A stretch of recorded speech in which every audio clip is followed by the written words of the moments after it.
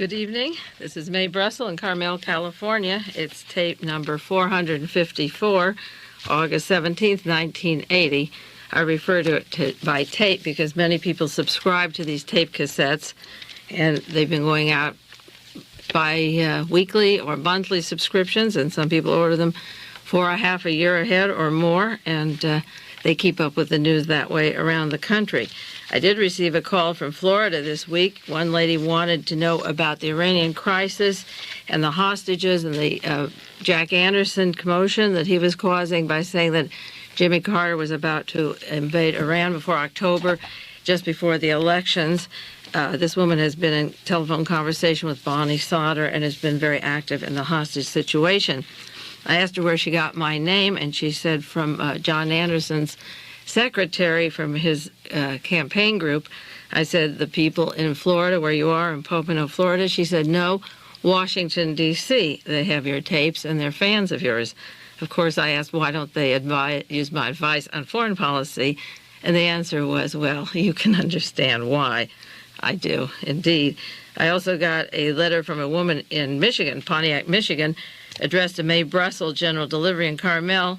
This week she said, Dear Mae, do you really exist? I heard a tape of a radio show played while driving in a stranger's car. Please send me what you can. I get a lot of mail, but those were two of my favorite letters this week. A lot of people want me to discuss the Democratic Convention. I'm ignoring it for the most part. The most interesting comment of Jimmy Carter's was where he praised the past Democrats and a man who should have been our greatest president, Hubert Horatio Hornblower, and then he added the Humphrey afterwards. These speeches at the convention, the Republican and Democratic convention, didn't seem to make sense to me. They weren't addressing themselves to any of the problems that I see in the newspaper these days, and when they begin to address themselves to these problems, maybe I'll take note of what they're saying. Platform aside, I don't think they're touching any of the major situations that are going on in the world today. And of course, it was interesting while they were patting each other on the back and praising themselves and fellow Democrats, at the same time they were doing that, Michael Eddowes, the British writer, was in Dallas, Texas, trying to exhume Lee Harvey Oswald. And the Democrats were up there praising John Kennedy and speeches of Kennedy and the past Democrats and not talking about the role that Lyndon Johnson played in covering up the murder of John Kennedy, or that the role Edward Kennedy played in covering up the murder of his own brother and his brothers continues to play. They were ignoring the possibility that Lee Harvey Oswald may not even be in a grave in Dallas, Texas, or there may be a person in that grave that is not Lee Harvey Oswald, and of course none of them could address themselves to that question at all. Before I go into the story of the Oswald doubles, because there were many requests this week to get onto that subject of what Michael Eddowes is about, I thought I would just list off what I consider the 14 most important news stories of the week briefly in one or two sentences and hopefully get back to them later, but I don't want to miss them as the weeks speed by because there seems so much in the news of primary importance. In addition to the Oswald story, the second most important article I thought was an article in the San Jose Mercury proclaiming the necessity for atomic weapons.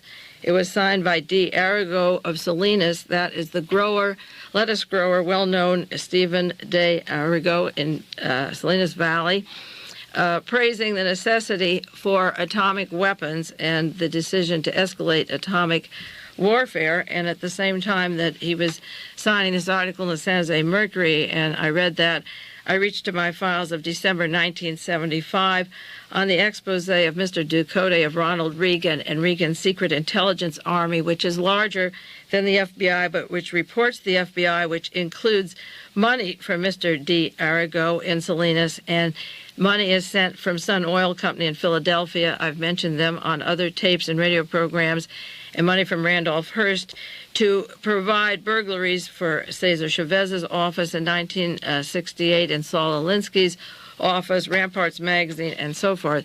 This is a private army of Ronald Reagan's that I will be going into in future weeks. Another important article was the one on the anniversary of Hiroshima and Nagasaki. It was written by a party who was involved in dropping the bomb. It was in the San Francisco Chronicle, and the article was titled "The Rush to Drop the Bomb." And the author said that there was no reason to do this, that the Japanese were ready to give up, that the only purpose Harry Truman had in hitting the women and children and the areas that were inhabited by people, not the war machines, was to show the Russians that we were strong and we had the weapon, and we dropped it. It wasn't necessary, but the purpose was not to end the war in Japan, but to show the Russians how strong we were.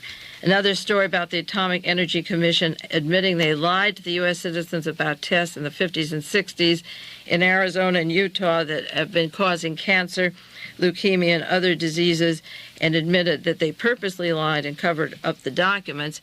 And that's apropos of the burglary of the cloning laboratory down in San Diego. They're asking, is it sabotage or a prank? But deadly viruses have been removed from the laboratory, and a Mr. Kennedy who works there is temporarily laid off till they find out where these deadly viruses are that they're cloning in the laboratory. Another important article in the newspaper this week was Stephen Reinhardt. He's a gentleman who's worked with the Los Angeles Police Commission. He was just reappointed by Mayor Tom Bradley to 5 more years at the LA Police Commission. He was linked to Carlos Marcello's organized crime and the mob by the informer that is behind the Abscan prosecutions going on right now. And this next week, August the 25th, the Senate Judiciary is considering an appointment of Mr. Reinhardt to the U.S. Court of Appeals. The important Court of Appeals will be in the hands of a man like Stephen Reinhardt with links to organized crime. Not only does he have links to Carlos Marcello, but Marcello has been linked to the assassination teams, and LAPD was instrumental in covering up the Robert Kennedy assassination in Los Angeles in 1968. Evel Younger, of course, the DA who prosecuted Sirhan, and Peter Pitchess, a man linked to the FBI, CIA counterintelligence, the sheriff of Los Angeles, are behind the appointment of Stephen Reinhardt from the Police Commission to become a judge. Another important story is the role of Jack Anderson in the Billy Carter, Robert Vesco scandal. Last week on tape 453, I talked about Jack Anderson and his one-sided attack against the Vesco connections to Billy and Jimmy Carter, leaving out the Howard Hughes, Paul LaSalle connections. But this week there was an article in the newspaper that Jack Anderson carried the congressional investigators down to meet Robert Vesco, that he was the intermediary down in the Bahamas with Robert Vesco setting this up. Anderson, according to the Washington Post, August the 3rd, was the go-between, going down with quotes with 2 straight Mormons from Washington, D.C., Orrin Hatch and Jack Anderson, to get the goods on Billy Carter through the help of Bobby Vesco. I also mentioned last week or the week before that the attempt of Anderson and Ronald Reagan and Orrin Hatch, what I call the Mormon Mafia from Utah, from Salt Lake and California, to get Jimmy Carter will boomerang, that it won't wash away, and eventually the Vesco story will link up to William Casey and Ronald Reagan and hurt them more than it will hurt. It may hurt Jimmy Carter for a while, but it will boomerang later. And there was an article to support what I said last week in the paper this week. Billy's Libyan investigation may lead to a larger scandal. In fact, it's so large that they've hired Philip Tone, who is connected with Albert Jenner's law firm, to prosecute and investigate Billy Carter. Albert Jenner was on the Warren Commission. He's attorney for Henry Crown and General Dynamics. He's a close associate of Alan Dulles and George de Mohrenschildt. He carried his testimony through the Warren Commission by making Lee Harvey Oswald the patsy or the assassin when Oswald wasn't the assassin of President John Kennedy. The papers are already intimating that it's going to be a large scandal. And the larger it gets, the more it will close on than the Nixon-Reagan combine, because Vesco is their baby. They used him to frame Carter, but as I say, it's going to boomerang. There also was that story that this person had called about Miami, about the possibility of Jimmy Carter invading Iran in October.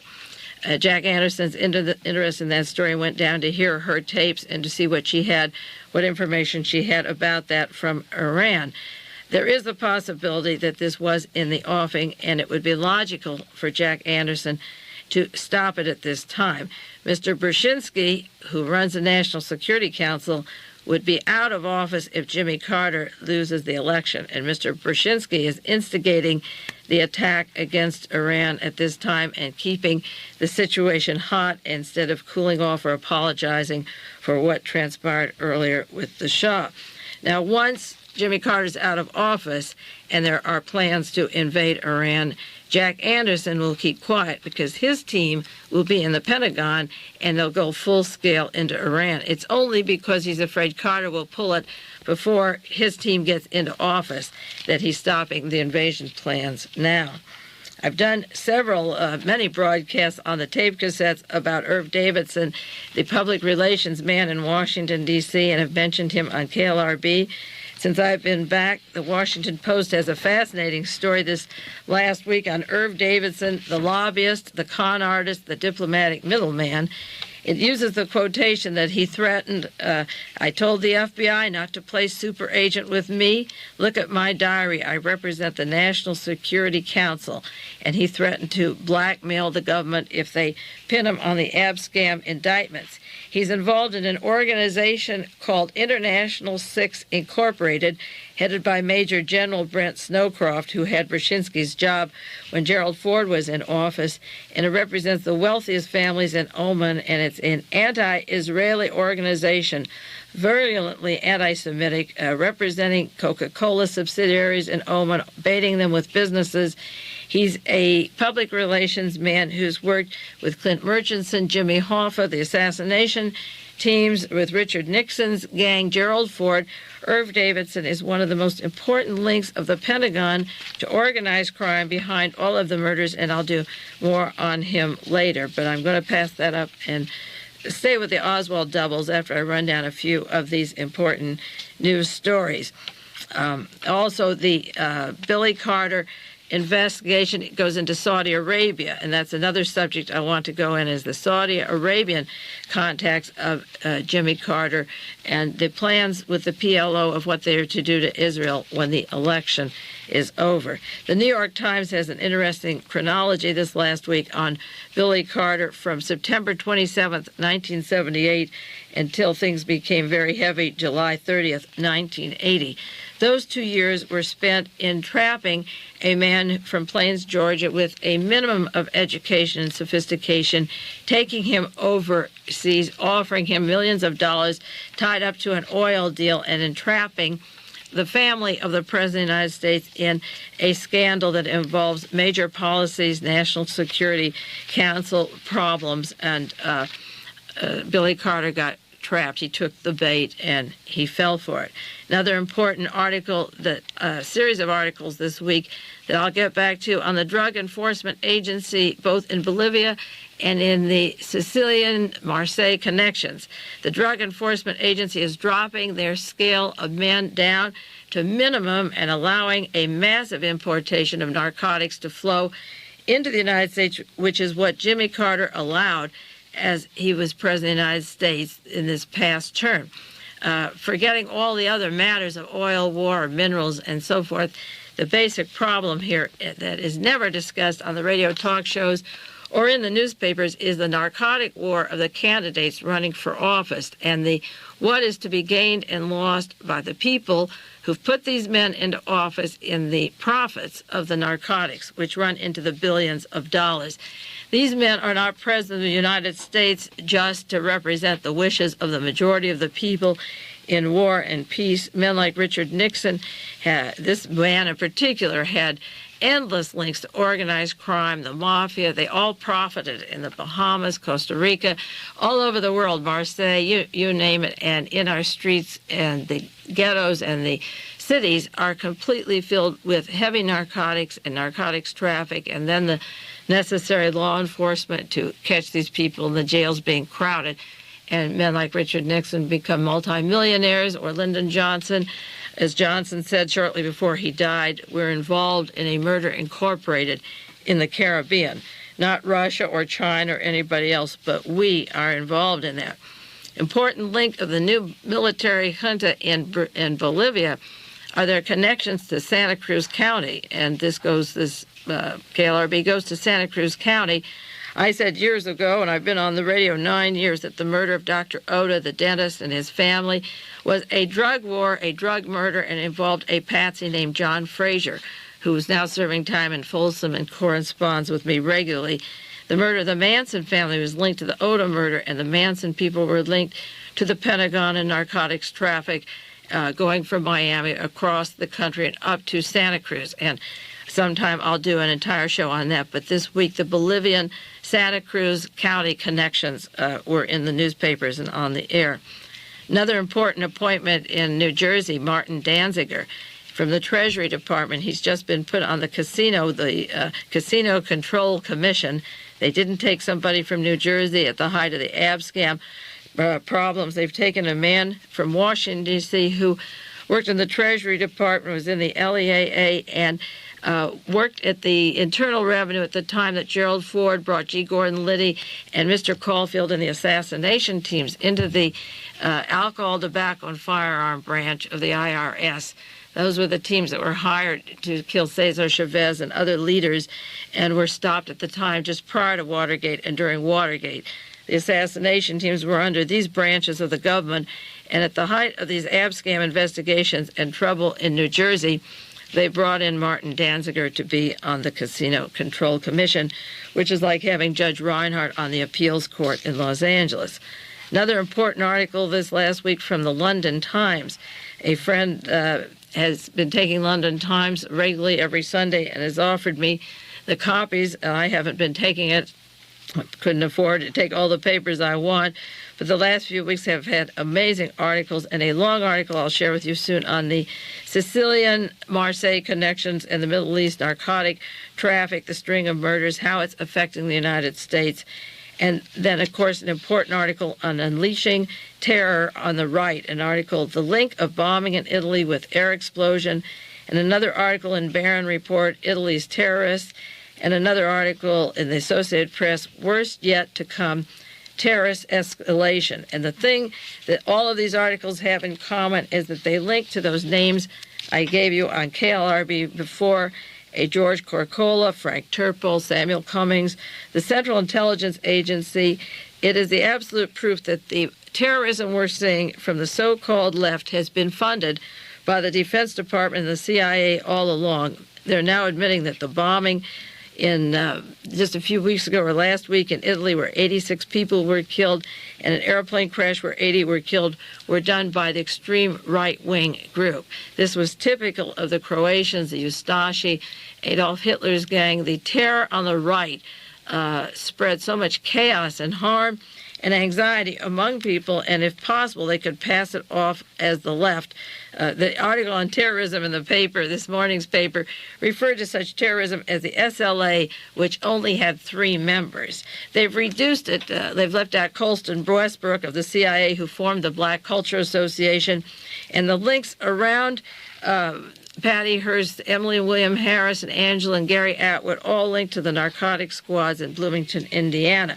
But many articles are catching on to the unleashing of the terror of the right, and that it isn't the communists or left who are blowing up the planes or bombing or overturning trains and throwing bombs into buildings, but they're recognizing that it is a far right-wing movement, and then the weapons and the machinery are coming from those men that I explained before who head the assassination teams coming from Washington, New Jersey, and London. And then lastly, an important article, the hidden cost of armaments. Every day we see that. And this article comes from London, how the buildup of arms is bankrupting the United States. The cost of the weapons that the United States alone makes is $1 million a minute. In the time it takes me to read this story to you, they've spent $2 million buying some weapons that they'll probably never use, I hope they never use, that are antiquated and are of absolutely no value. In the 1 hour that we're together tonight, the U.S. government and your taxes have spent $60 million for weapons, the 1 hour that I'm on the air. And not only that, but they use up 10% of all the world's raw materials. Each year they're consuming 10% of the world's raw materials, the United States Army. 15 million infants die every year just because they don't have vaccinations. We cry about the Holocaust. We have statues with the names of people who died in the Holocaust. These are nameless infants. The parents don't have contraceptives, and the infants have no vaccinations. 15 million die every year, and in the time, as I said, I read this to you, $3 million was spent making a weapon to kill somebody someday. The article goes on to say that the economists are just realizing that it's slowing down our country's growth. They're slow learners, and they're catching on that it is hurting this country. Why is there so much turmoil and pain today? Why are there so many bombs, so many explosions? I narrowed it down, I guess, to a game plan that people play. They arrange to take the resources. They think that life is expendable. Your life isn't worth very much, and they can put it on a board and move it around and use your resources and your energy and make an army to kill somebody over there or here if necessary. And it is a game that is played by multinational corporations and little soldiers who follow the rules of the game. Sometimes the game reverses and people that have played foul cry not fair anymore. And that happened this last week in the case of Dr. Diamond, who carefully had programmed Sirhan. He was the alleged assassin of Robert Kennedy. A man named Thane Caesar had killed Robert Kennedy from the back of the head. But there are court records, there are tape recordings and documents that illustrate how a Dr. Bernard Diamond, an expert in hypnosis, hypnotized Sirhan and told him over and over in these tape recordings that Dr. Simpson Calas has. He's a psychologist that saw Sirhan at San Quentin. And Dr. Diamond hypnotized Sirhan and told him how he killed Robert Kennedy. But this week, there was an article in the Chronicle, the debate over hypnosis in court. And Dr. Diamond is a man asking in the California Law Review this month that they stop using hypnosis in the court. There's a picture of David Berkowitz, a large picture of him in the article. And Dr. Diamond says that hypnosis is grossly misused by law enforcement and that evidence obtained from a hypnotized person is hopelessly unreliable. Well, what is happening to make him change his mind? In one case, you can take a person who is a patsy and carefully hypnotize them to tell them they murdered the president or a public official or any other person, and the guilty person gets off and the patsy is locked up. We've studied so many patsies, and that's the way it is done. But what if another doctor, say like Dr. Callis, saw Sirhan and began to deprogram him? What if a man like Fletcher, Long John Neville, got a hold of Candy Jones in New York City? She worked for the CIA. She was hypnotized for the CIA, and Long John Neville deprogrammed her and made tape recordings. And she could write a book called The Control of Candy Jones, how they tortured her and hypnotized her. What if enough people catch on that those starry-eyed patsies who grin and take the responsibility for political murders and assassinations, and I mean political in the range from Alan Lowenstein, or whether it's a rock musician or somebody running for office or witness to a trial or a writer or a judge or an Artie Bremer that goes up and shoots George Wallace and takes him out of the election in 1972. What if some of these smiling simpletons who are grinning about the cases get in the hands of a reliable psychiatrist and deprogram them? Then the hypnosis has another flip of the coin, so that the debate over hypnosis is pulling away. Dr. Diamond, who used it successfully with Sirhan, is now saying it's being misused. When people catch on to the way the hypnosis has been used, see, Sirhan wants to get out of jail in a year or two, Sirhan, and he says, I want to go back to the Ambassador Hotel. I want to see what happened. What if he gets out and is deprogrammed and tells who he was with at the Ambassador Hotel, who took him around the few days before, who promised him money over in Libya by Gaddafi when he gets out, who told him all these things before he was triggered to be in the Ambassador, to shoot his 4 or 5 bullets. It was only an 8-bullet revolver, a pistol anyway, and the Los Angeles Police Department has 10 bullets photographed, labeled, and filed away. What if somebody gets a hold of David Berkowitz or Sirhan Sirhan or Dennis Sweeney, and they begin to talk to them and reach out and realize that similar grin they have, there's more behind that grin than meets the eye. The hospitals they were at, the people they met, the psychiatrists they saw. What if Gary Gilmore was hypnotized in Oregon to do the murders and ask for the death penalty and the firing squad so we could escalate the death penalty of other patsies and alleged assassins? So Dr. Diamond is crying now, as I say in the Law Review, published in Marin, he's been up at Marin County, that hypnosis shouldn't be allowed. It isn't reliable. We shouldn't use it in court. And it's really ironic that he's doing it at this time. And several more items I want to get to, and then we'll go into Michael Eddowes and exhuming Lee Harvey Oswald for the last half hour of this tape. There's a new book out. I haven't read it. I read a review of it, and it fascinated me, called Aristotle Detective, just published by Harper and Rao. And the review I read about described the triumph of mind over murder, the power of human reason, and the mind is sufficient to prevail over forces of evil. A murder was committed in ancient Greece. A youth went to Aristotle.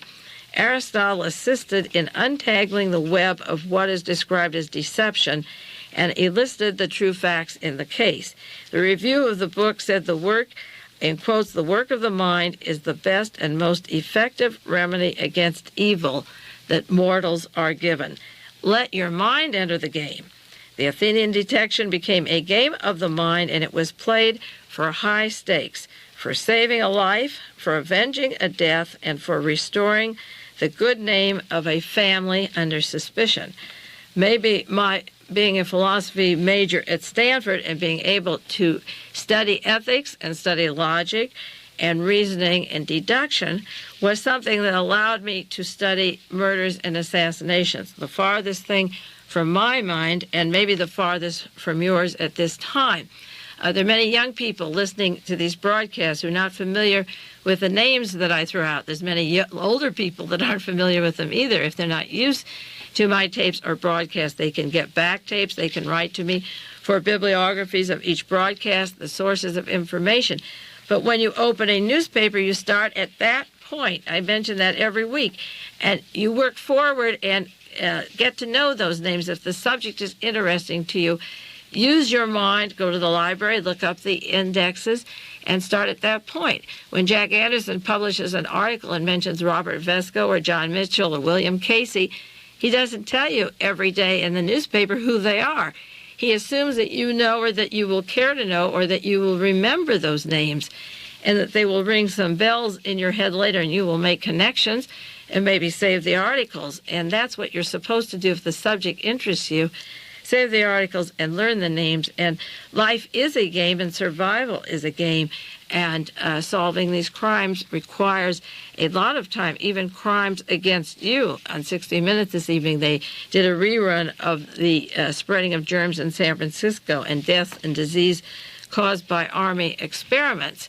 Those are very important symptoms of a society which they mentioned on the program is turning against its own. This isn't the enemy spreading germs in subways or from bridges or from cities or out on boats. This is your own government not telling you and giving you these diseases which are fatal. And they're not telling you, so it's up to you to take control of yourself. And also, the last subject I do want to mention is that the University of California is having a film festival this week. The subject is crimes and the depravity of power. They have a movie on the private files of J. Edgar Hoover made in 1978 that never made Cinema 70 or the big screen. One by Orson Welles, The Touches of Evil. Another, of course, Citizen Kane, Search for a Lost Paradise and tycoons' dreams that are unrealized. It isn't always so much fun to do the doing in, and other people are catching on. So there is a film festival on depravity of power, and that is good for young people going back to college in the fall to realize that power isn't always that much fun, and that there are examples in the media and in books of what happens to people who reach for so much power, and how they not only affect our own lives, but they don't get that much out of it themselves when it's over. Now, this is 1/2 hour of Mae Brussell. We're in KLRB in Carmel, California. I'm going to take a break for 1 minute so we can turn side 2 over on this tape, and then I'll be back with you on the plans to dig up the body of Lee Harvey Oswald.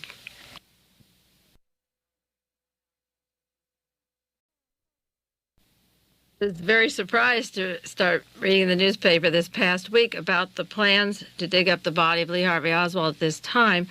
There was a lawsuit placed in Texas by Michael Eddowes. He's a British writer who claims that there's only a 50-50 possibility that the body in the grave will be Lee Harvey Oswald. That suit was turned down because he was a British citizen, and finally the suit went further into a higher court, and all of a sudden they said, yeah, we're going to dig him up on Friday. And of course, if you've had 16 or 17 years invested into this particular subject, the subject around who is Lee Harvey Oswald, as I have had and spent as much time as I have collecting the information about the many Oswalds, you must know that I am very curious to see the outcome of this particular suit. It's hanging in the balance right now, and we'll go into that a little bit. Michael Eddowes is, a British author. He's a very illogical person. He's pursued this to the nth degree. He has the heights and measurements of the various Oswalds. He's correct on the different heights and weights and so forth through the years. He has a statement, he's published 2 books, to the fact that if that body in the grave isn't Lee Harvey Oswald, then it must be a Russian agent. Now, that logic leaves me because they're going to look for a skeleton 17 years embalmed in a grave, and there's going to be bones and flesh, and maybe it will have a mastoid operation, and maybe it won't, and maybe the dental charts will match the marine dental chart, and maybe they won't. And if they don't, how will they know that the bones and skin thought KGB? I really haven't been able to figure that out yet. I know that when Lee Harvey Oswald was in the Soviet Union, forget what he did in the Marines at the U-2 base in Japan and the Philippines, and when he came back in June of '62, he was only with 30 to 40 members of the Defense Department and the Central Intelligence Agency. But in the Soviet Union, he was with, this gentleman was named, or these were named in the book Who's Who in the CIA that was published in Europe and recognized as a pretty accurate book on CIA agents. Lee Harvey Oswald was in the Soviet Soviet Union with CIA agent John McVicker. He was with Richard Snyder of the Central Intelligence Agency. He was with Priscilla Johnson of the CIA. Marina Oswald, who was from a Tsarist family, who worked with Reinhard Gehlen, Hitler's chief of intelligence, that operation. He was with Alexander Zeiger from Argentina, who worked directly with the Central Intelligence Agency, and I have documents on that. He was with Commander Hallett from the CIA and Navy Intelligence, who was a commander and serving in the embassy in the Soviet Union when Oswald arrived, and who also was the radio control man from the White House who told Lyndon Johnson November 22nd, 1963, that Oswald was the assassin. Gary Powers, the pilot of the U-2 plane, the CIA operation, claims that Oswald had a part in downing the plane. Oswald was with agents of the CIA in Brussels, and of course, when he came home in New Orleans, Fort Worth, and Dallas. Reinhard Gehlen, who was chief of Hitler's intelligence Eastern Division, working with James Angleton of the Eastern Division of the Central Intelligence Agency, and John Paisley, who was murdered at the time of the House Select hearings, all worked with Lee and Marina Oswald, as did Robert Oswald, the man who's holding up the exhuming of the body at this time. Doubles is an important subject. Many people wondered when I decided to write my first book on the Kennedy assassination, and I have the outline of 6 books I want to write, why I chose doubles of all things to write about. And I felt that it was the key or the crux to the deception, what I call the historical magic that's played before our eyes.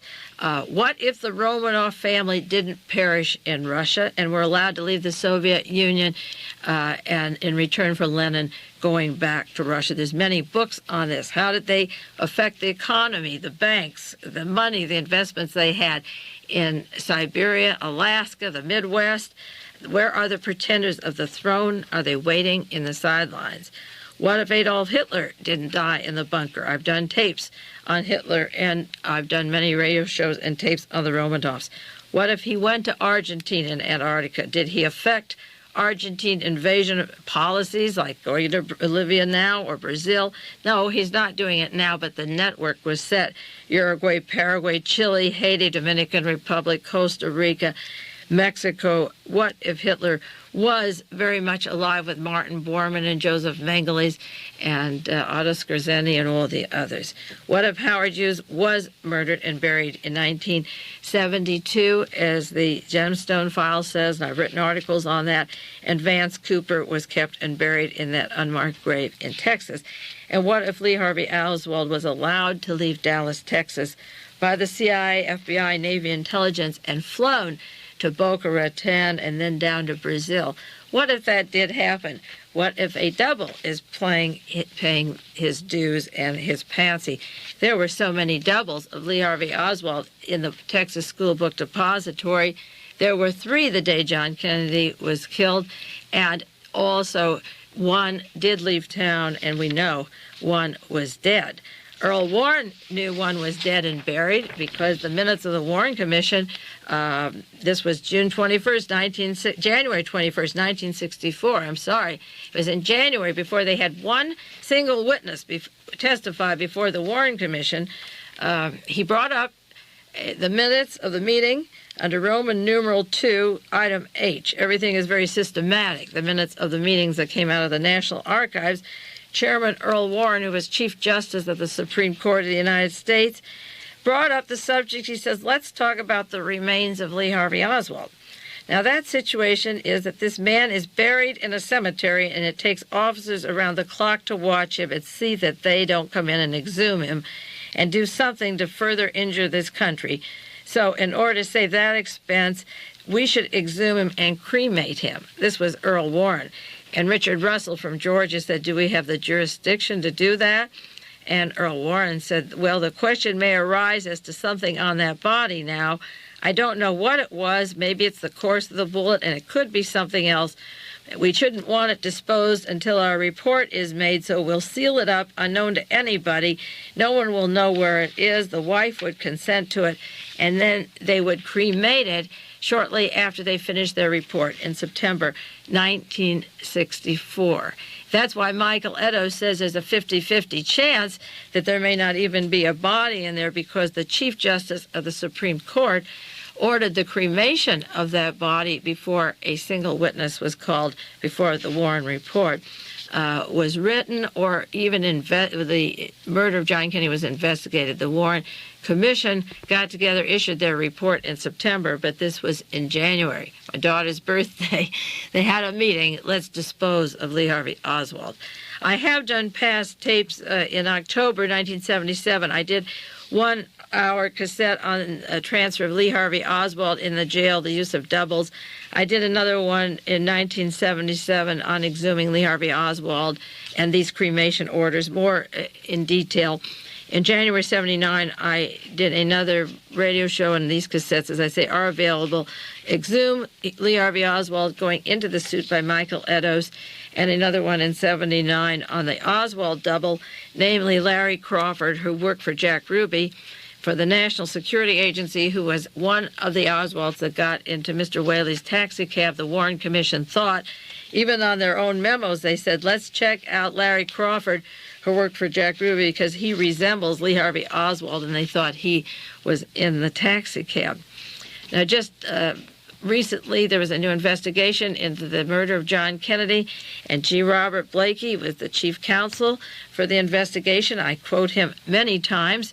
He was asked about the possibility of exhuming Lee Harvey Oswald and what they would find, and I'll read you exactly what he said this week in case you didn't see it in the newspaper. He said, "It is obscene to dig up Oswald while there is a second gunman at large." As I say, I've studied logic. I can't follow what Blakey means. It's obscene to go to one problem and find an empty coffin when another gunman is at large. So he's throwing out a double whammy here.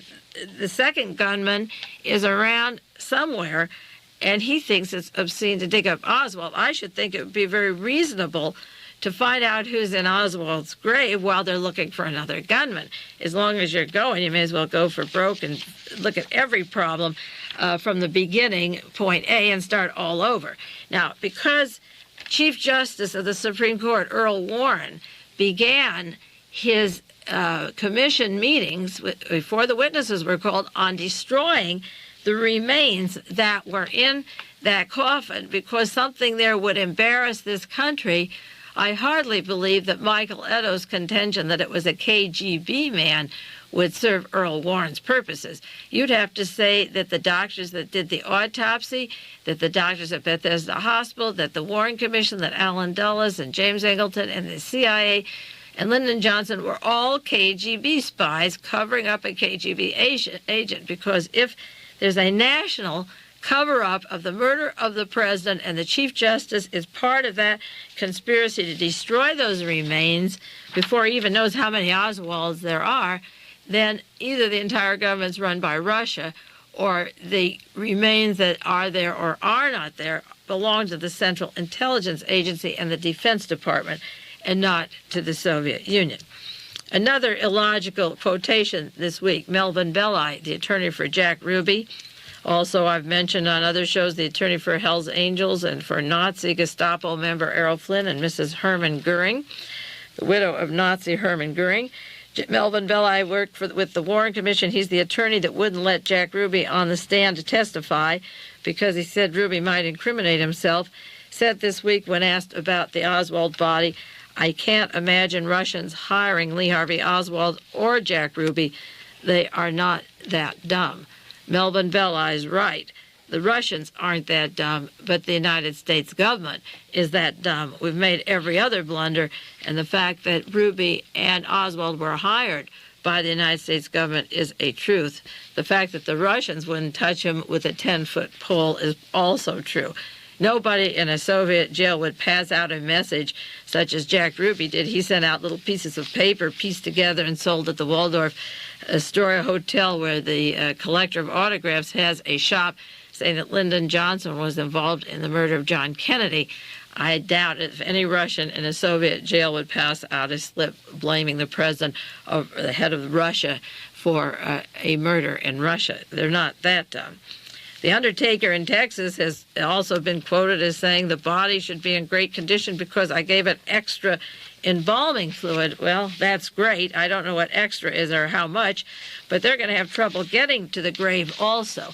Marguerite Oswald, she didn't testify. I think she did mention before the Warren Commission how her son was buried. That's right. She had an article in Life magazine, and she said they brought in, this special grave. There was a special grave described by Mr. Thompson in Glendale, California, an engineer, and they poured tons of cement.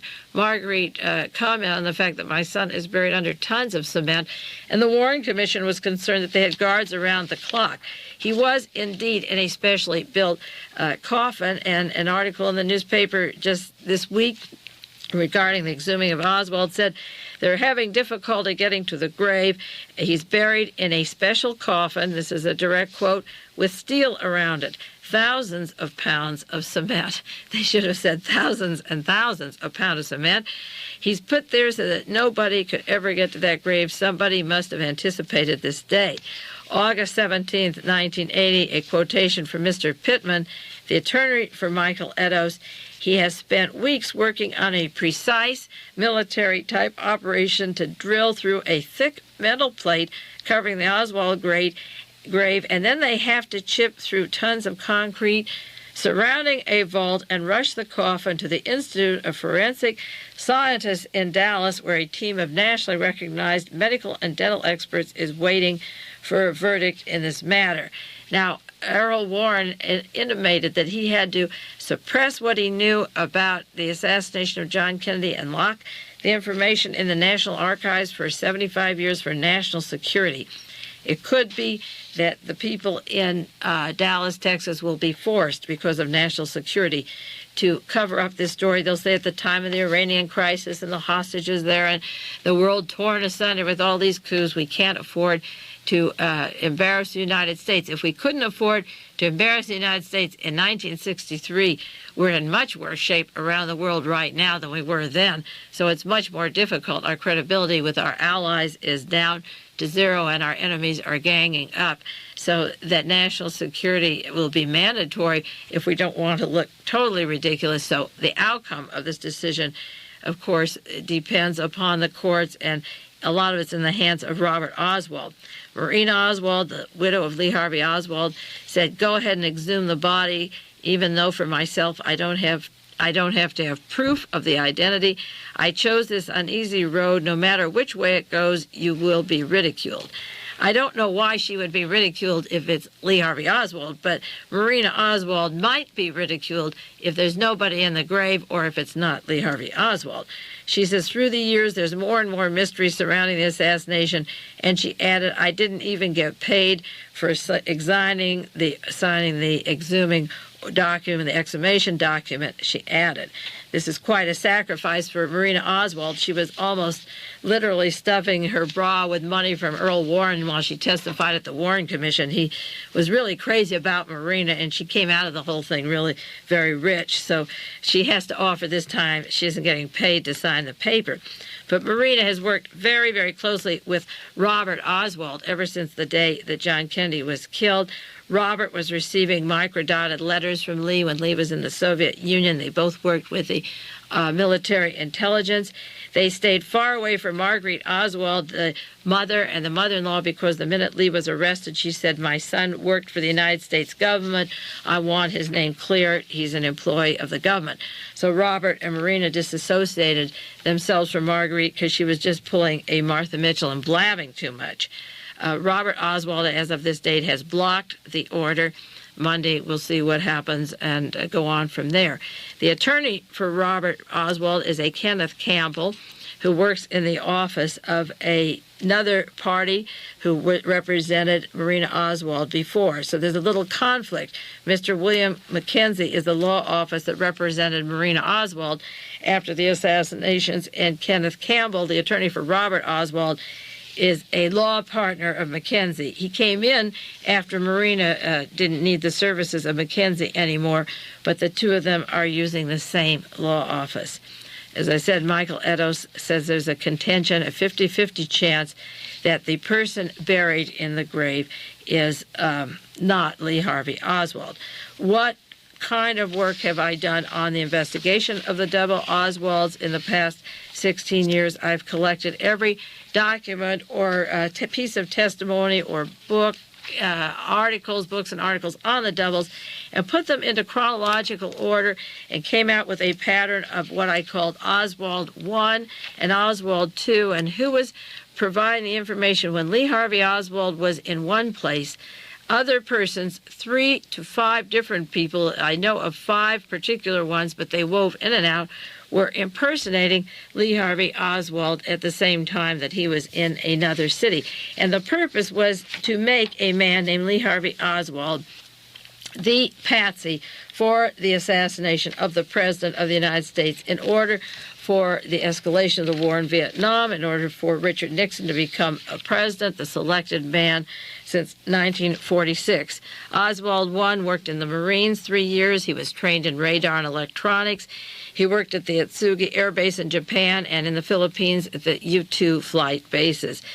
As I say, he might have been responsible from the radio factory in Minsk with Alexander Zeiger, the CIA, of downing the U-2. Gary Powers made those statements that he thought Oswald was part of the responsibility of downing the plane, which broke up the Détente and the peace conferences of Khrushchev and Eisenhower at the time.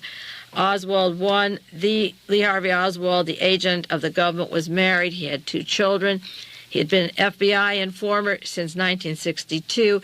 His number or code number with the FBI was number 179. His agent CIA number, taken from documents from the National Archives, was 110669. He corresponded with Texas officials such as Senator John Tower, I've mentioned before, and he had contacts with oil engineers, the CIA, government security agents in New Orleans, and worked with Division 5 of the FBI. He was a super spy of high intelligence, skilled in language, photographic techniques. He had a new passport issued in June 1963 on 24-hour notice that he was going to split separately and his wife would take another passport. And he knew by June 63 that in November 63 or earlier, whenever Kennedy came to Dallas, they would be splitting. This Oswald was refined, intelligent. He was a serious student, a good vocabulary, good writing skills, an exceptional mind. And everything I have said to you can be documented, volume number and page number, and it will be in the book that I'm writing on Oswald and the doubles. Oswald, too, the impersonations, the various people that impersonated him, and in the book I'm writing, I'll have their names and where they were at these times, traveled in Mexico making anti-Kennedy statements. He visited the anti-Castro Cubans in Dallas, claiming that John Kennedy should be killed with Sylvia Odio and that group.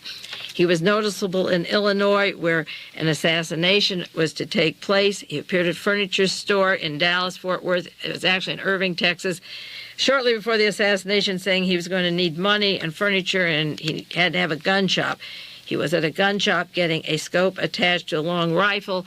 Oswald, the rifle that was planted, that was later placed to him, the Italian Carcano had come with a scope on it. He tried cars at an agency to make a fast getaway. The other Oswald didn't drive a car. This Oswald doubles were obnoxious at a barber shop, brought along a young boy. They were trying to link him with a homosexual activity in the Irving, Dallas, Fort Worth area, and he talked about his Russian sympathies. And the Oswald doubles were shooting at rifle ranges, acting arrogant, making a bull's eye, showing they were perfect marksmen. One of them was at Love Airfield, needing a quick airplane for a getaway. Another Oswald was working at Love Airfield, applied for a job the exact day that Lee Harvey Oswald was in the Texas School Book Depository.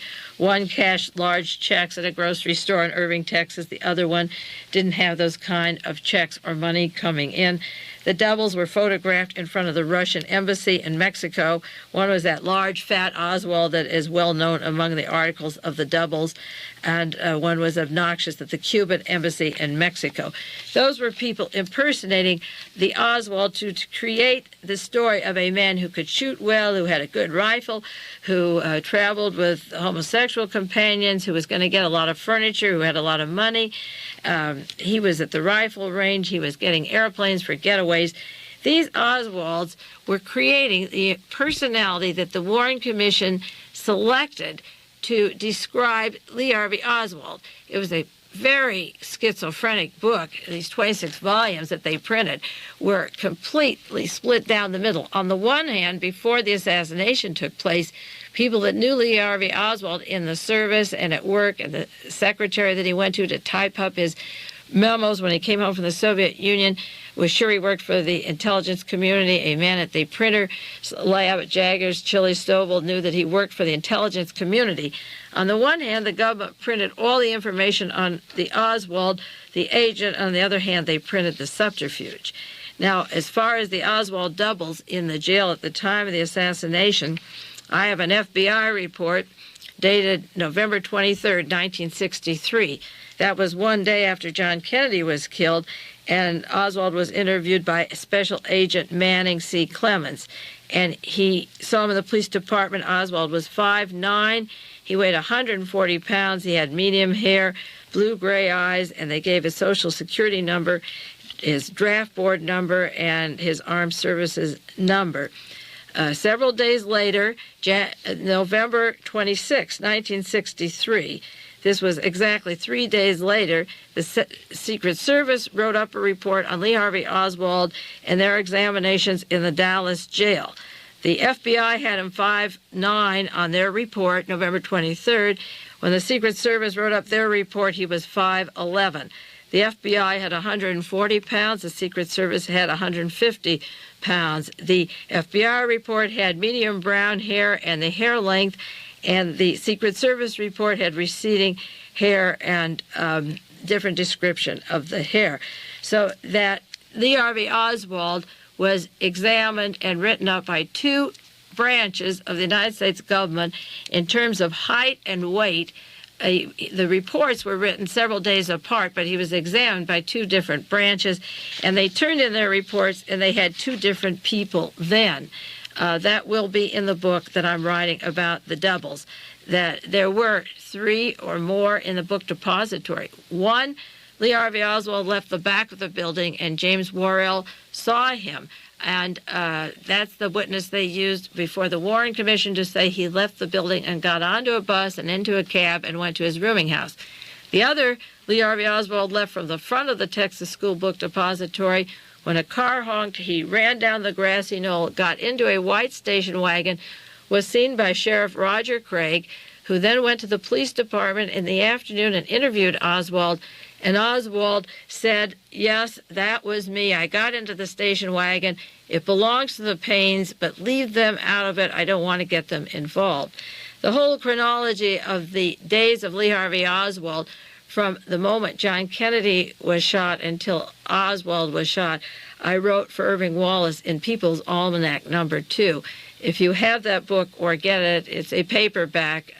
There is that chronology in there that I did for Irving Wallace and Lee Harvey Oswald with those direct quotations. Sheriff Craig is dead. James Worrell is dead. The cab driver is dead. Mr. Whaley is dead. The rooming house lady, Earlene Roberts, was killed. And the bus driver, the cab driver, all the major witnesses to the doubles of Lee Harvey Oswald, the Oswald or the double, are dead. Now, what will they find in that grave in Dallas? I'm not sure. I would be very surprised if they pull out a body and say the teeth are perfect, the body has had the mastoid operation, there was some injury to the bone, there were certain things about Lee Harvey Oswald that were distinctive, that were not on the body when the autopsy was done. The fingerprints were questionable at the autopsy, and I have this all into the book that I'm doing on the Oswald doubles. I think that Michael Eddowes is on the right track for the wrong reasons.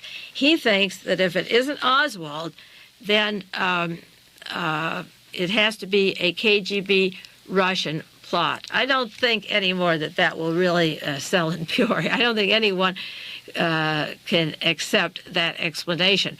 If the body isn't there, and the minutes exist that Earl Warren had them destroyed, that will be another twist, and it will open up the whole story again. I covered at least 40 instances, 45 instances, where the Warren Commission knew that Lee Harvey Oswald was in one place when somebody impersonating him was in another place. So we can't say that there's new information now that they didn't have at the time. That is the value of the book that I'm doing on the doubles, to show that the government knew right away, even before they began taking testimony from witnesses, that Lee Harvey Oswald had many doubles impersonating him, and that they would be used to cover the assassination of the President of the United States. Our time is up. There's too much news every week. I can just barely cover the top stories and tell you what they are, and hopefully go into them in detail later. But in the meantime, save all those interesting articles you see and read them more carefully, because there is a lot going on right now that's very explosive. This is Mae Brussell in Carmel, California. You keep well, and I'll be back with you next week, and take care. Have a good week. Thank you, Mae.